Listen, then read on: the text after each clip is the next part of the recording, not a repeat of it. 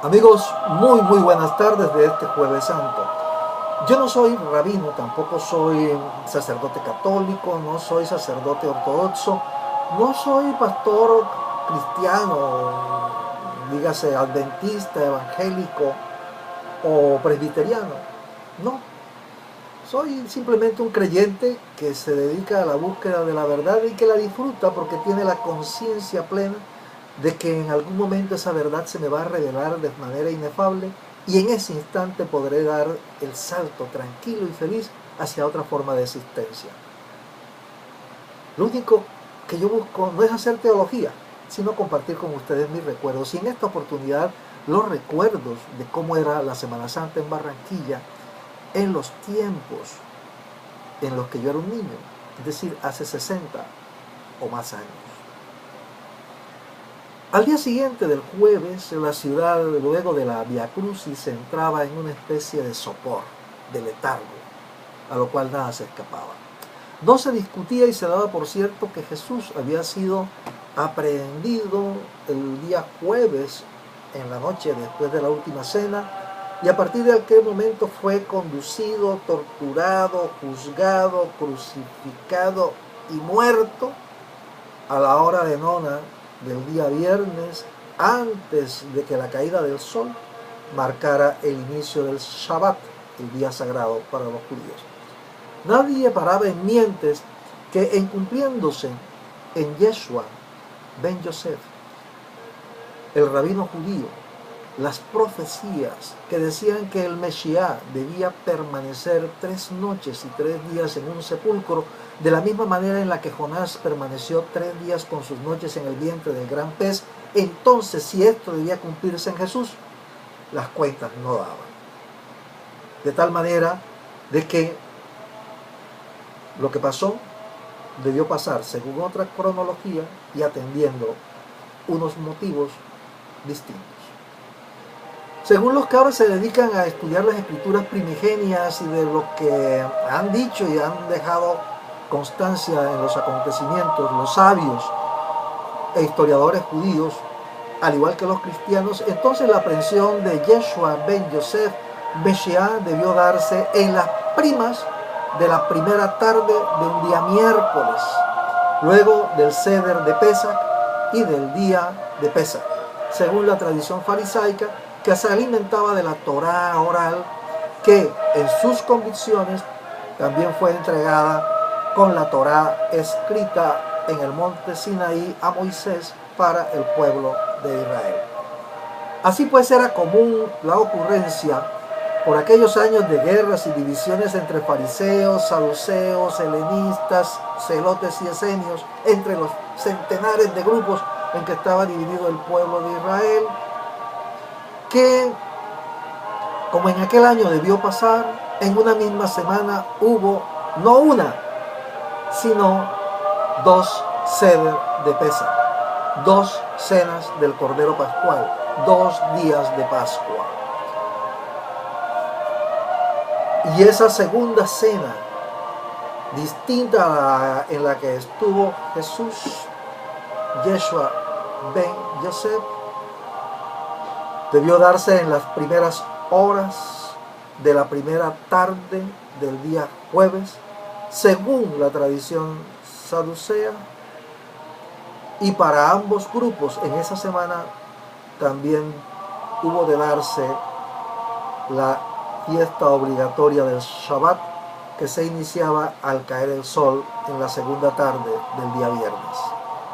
Según tal cronología, Yeshua Mesías debió ser crucificado y sepultado en el atardecer del día miércoles, para que así se cumpliera en las escrituras y pasara las noches del miércoles, del jueves y del viernes, y los días del jueves, del viernes y del Shabbat, para levantarse de entre los muertos al caer el sol de la segunda tarde del Shabbat, cuando empezaba a ser día domingo, el primero de la semana.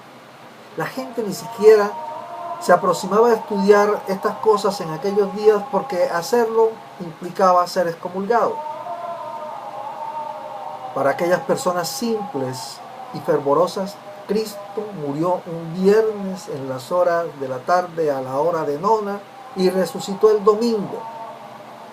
una noche y un día en el sepulcro. No había más nada que hacer ni que decir, sin importar que las cuentas no dieran ni coincidieran con aquello que recitábamos en el credo. Resucitó al tercer día de entre los muertos. El Viernes Santo las gentes vestían de luto. Los hombres iban de saco, pantalón y centro negros, camisa blanca y corbata negra. Las mujeres iban de color morado o negro, cubriendo sus cabezas con largas mantillas de Manila. Todos caminaban con premura, los rostros compungidos, y al filo de la 1 de la tarde lo hacían rumbo a los rituales que empezaban con el sermón de las 7 palabras a cargo de un orador sagrado invitado para el efecto. Eran 2 o más horas en las que desde el púlpito colocado al lado izquierdo de la nave principal de la iglesia de San Nicolás, el ilustre e ilustrado clérigo disertaba acerca de los misterios de la vida, pasión y muerte del Salvador del mundo. Un velo morado cubría totalmente el presbiterio y todas y cada una de las imágenes de los ángeles, arcángeles, venerables, beatos y santos que conformaban el devocionario local. El calor resultaba sofocante, no solo por el clima de la ciudad de Barranquilla, sino también por la aglomeración de fieles que sudaban debajo del denso y oscuro roperío al momento en el que luego de las lecturas sagradas, en medio de un ambiente sobrecogedoramente funebrio que producía el sonar de las carracas, el canónigo de la catedral empezaba el ritual de la adoración de la cruz, cantando por 4 veces al tiempo que iba quitando el velo que la cubría, Ecce lignum crucis in quo pependit salus mundo. He aquí el madero de la cruz del que colgó el Salvador del mundo. Y la feligresía respondía: venid, adoremos, venid, adorémosla.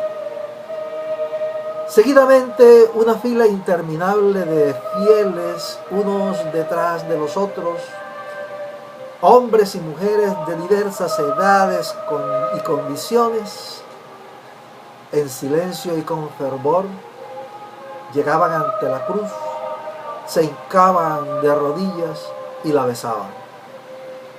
Al fondo, en el coro, se entonaba una salmodia lúgubre, triste, muy a tono con la visión que se promovía de los judíos como el pueblo de Isida, el pueblo que había matado a Dios.